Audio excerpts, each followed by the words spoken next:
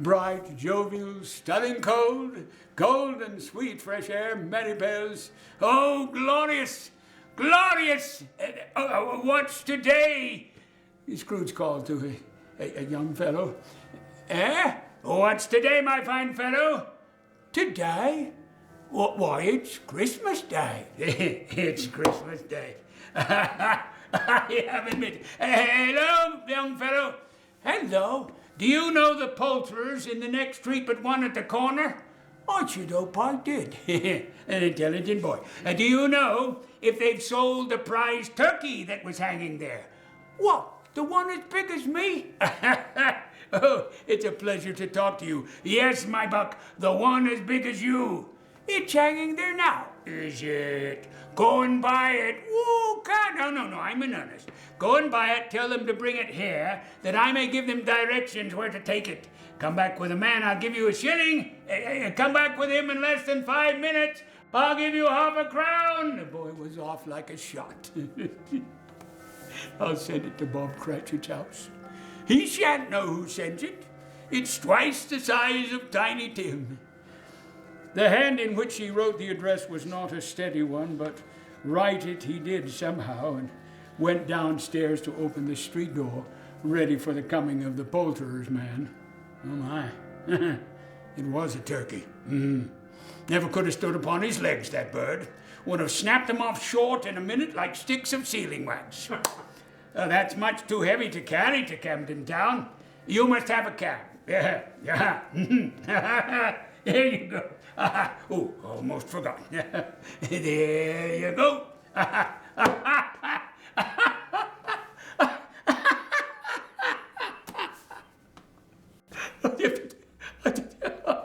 He dressed himself all in his best, and at last got out into the streets, where the people were by this time pouring forth as he had seen them with the ghost of Christmas present.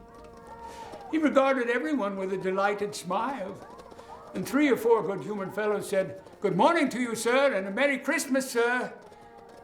And Scrooge said often afterwards that of all the blithe words he had ever heard, those were the blithest in his ears. He went to church, walked about the streets, patted little children on the heads and questioned beggars, looked down to the kitchens of houses and up to the windows, and found that everything could yield him pleasure. He had never known that any walk, that anything could bring so much happiness. He turned his steps toward his nephew's house. He passed the door a dozen times before they had the courage to go up and knock, but finally he made a dash and did it. Is your master at home? Yes, sir. Where is he, my love? In the dining room along with the mistress. He knows me. I'll go in. Fred? Bless my soul, who's that?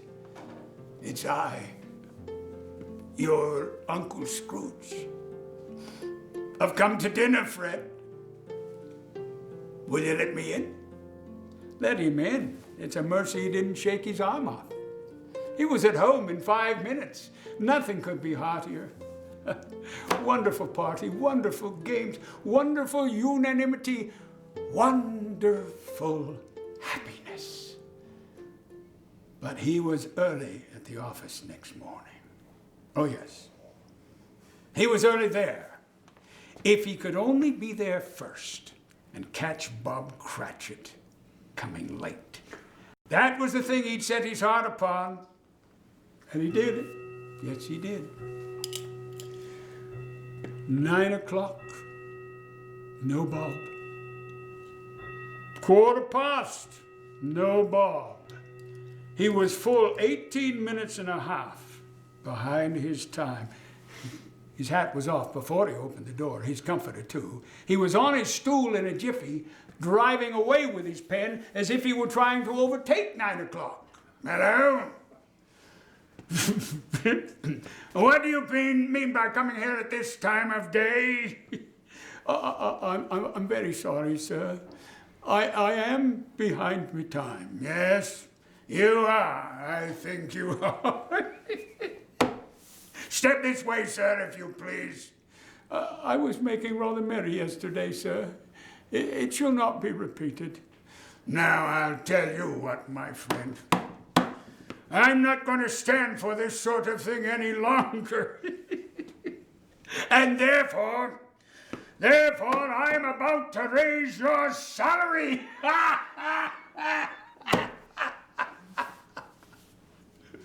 Merry Christmas, Bob. A merrier Christmas, Bob, my good fellow, than I have given you for many a day. I shall raise your salary and endeavor to assist your struggling family. And we will discuss your affairs this very afternoon over a Christmas bowl of smoking bishop. Make up the fires and buy another coal scuttle before you dot another I, Bob Cratchit. Scrooge was better than his word. He did it all, and infinitely more. And to Tiny Tim, who did not die, he was a second father.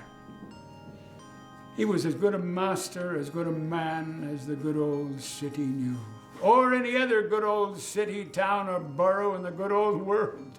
His own heart laughed, and that was quite enough for him.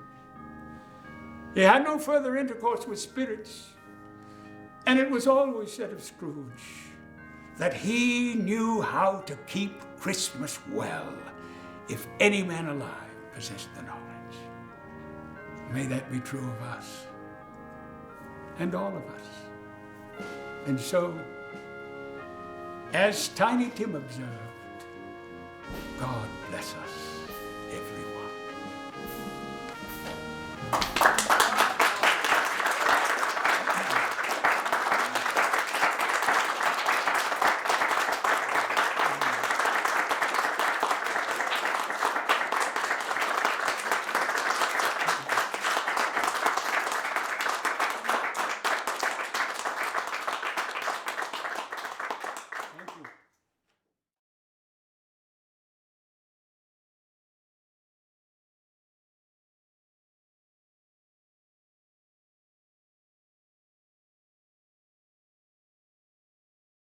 I'd like to preface this show this evening with a little explanation of Dickens and myself, why we do or did what we did in the case of Dickens.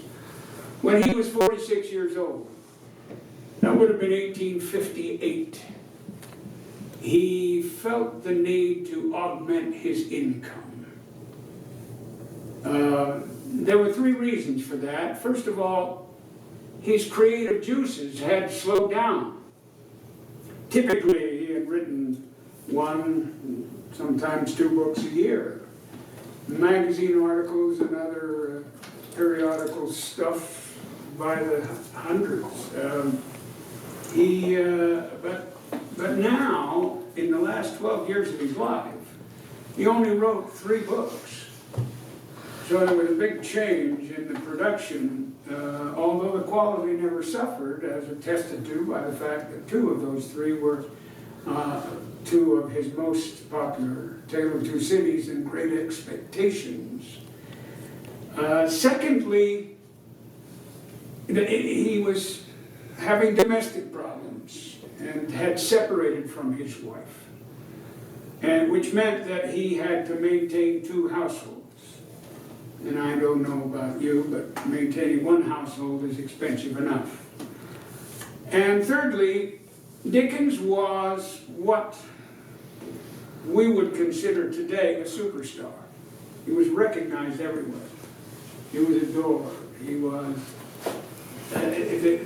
people sought him, and it was that high life he came to enjoy. He wanted to live that way. And he discovered that living that kind of life was expensive.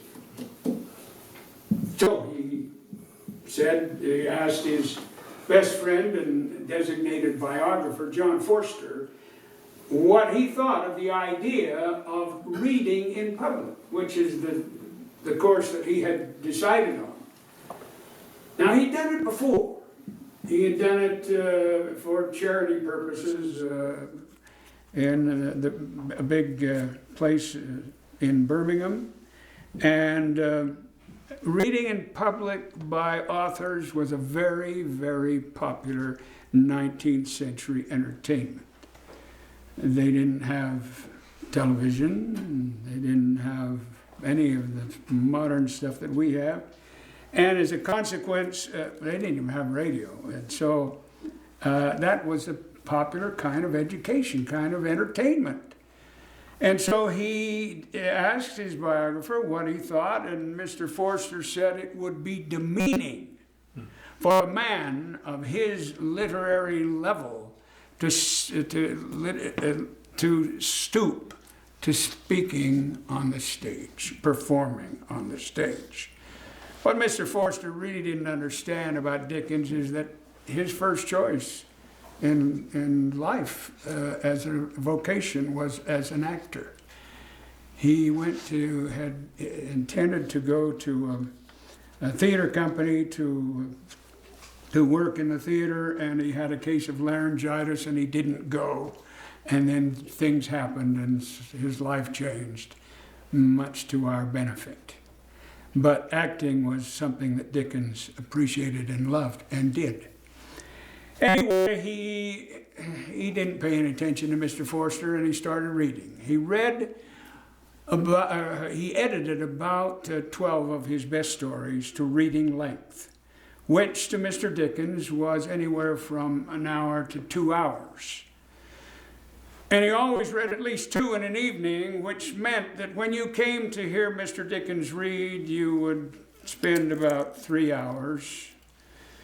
And I don't know whether you want to do that tonight, so we won't. He was considered one of the finest actors in England, a reputation made mostly on the reading stage. But at any rate, he made more money reading than he had ever made writing. That's how good he was.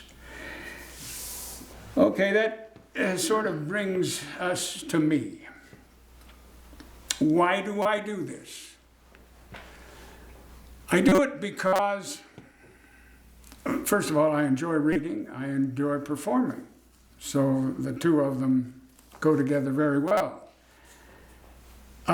When I was a kid, when I was a youngster, I would hurry home from school to listen to Jack Armstrong and Little Orphan Annie and Captain Midnight and Sergeant Preston of the Yukon. These were 15-minute serials, and they were never finished at the end of 15 minutes, so you had to hurry home the next day to get the next episode, and it was wonderful. And I really loved it. The difference between that and what our youngsters are getting today, which is television and other electronic equipment, is that I had pictures in my head. And they were perfect pictures because they were my pictures. And so I embarked on this goal or this pursuit of helping people to enjoy reading and listening and building pictures in their heads, which is why I do what I do.